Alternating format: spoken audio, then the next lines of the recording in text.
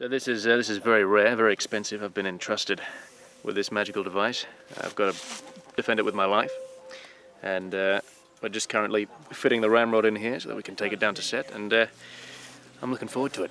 If I drop it, that's basically the end of my career, so there we go. I'd met the producers and Matt, obviously, over Skype a number of times regarding another project titled Territorial. And that's yet to happen, but in lieu of that happening, they decided to invite me down to shoot this for a week.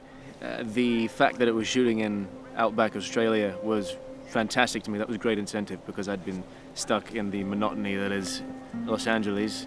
Cardboard boxes everywhere and industry professionals wherever you look. So this, for me, seemed like a real break. It's almost like a holiday. Being in a location like this is drastically different to shooting anywhere in Los Angeles because it has a very specific aesthetic and atmosphere, which I love. I mean, obviously I'm from Australia. Admittedly, my accent's a bit butchered. I'm sorry about that. But this has been extraordinary just because there's such a beautiful calmness about the Australian bush that I love, and it's a great contrast. I have done larger projects, but I've also done smaller projects as well, so this is obviously on the smaller side, but it's been great, and comparative at least to the smaller projects in the US, it's very similar.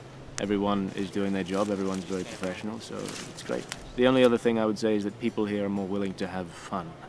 So a bit about my character.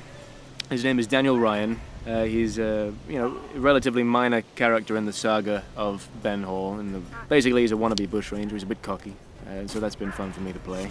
And I get to shoot some guns and ride some horses occasionally. So there's my draw.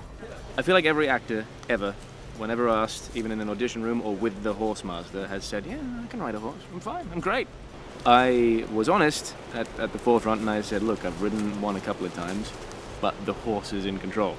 I'm not a good rider." And the first horse that I trained on, it was great. I got the hang of it, was galloping, was doing everything I needed to do. And then the next day, they had to give that horse to somebody else. So I was given this little black pony-looking thing. And it didn't like me. It knew I couldn't ride properly, and it didn't like me. But fortunately, when we got on set, she knew that it was time to work. And she eased up a bit for me. Working with Matt has been good fun because he's young, or at least he comes off as quite young. Obviously, he knows what he's doing, but he very easily relates to someone of my age. He seems very professional on the outside, though I haven't been paying much attention.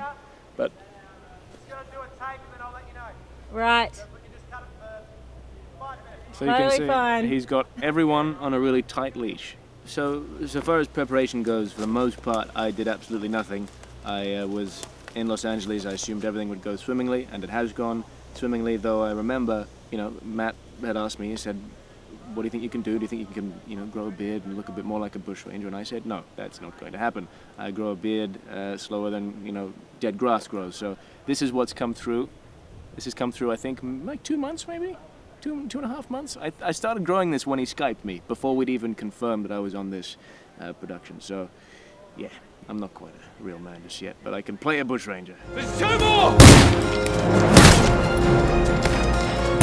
But I think the story of Ben Hall is one that not a lot of young people know about, particularly this generation, and so it's an interesting one. People know, of course, a lot about Ned Kelly, but I think Ben Hall's a new story for a lot of people, so it's going to be fun for them to explore.